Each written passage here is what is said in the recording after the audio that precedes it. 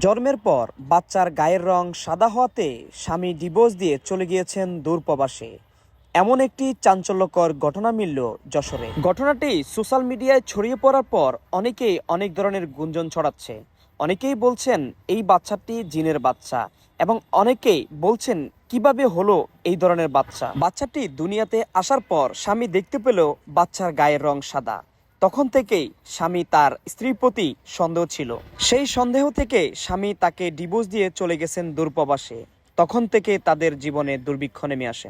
এই জন্মের থেকে এর বাপ কোনোদিন একে কোলে নিনি, এই সাদা হওয়ার কারণে আমাকে উল্টে আরো তালাক দিয়েছে।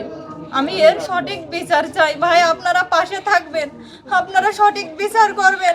আপনাদেরও মা বোন, আপনাদেরও বোন আছে, সন্তান আছে, তাদেরও যদি আল্লাহ এরকম করবে, যদি এরকম দেয়, তাহলে কি সঠিক বিচার কি এটাই হবে ভাই?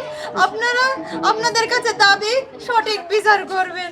অনেকেই বলছেন ফুটফুটে এই সুন্দর বাচ্চাটিকে রেখে কিভাবে চলে যেতে পারলেন তার বাবা।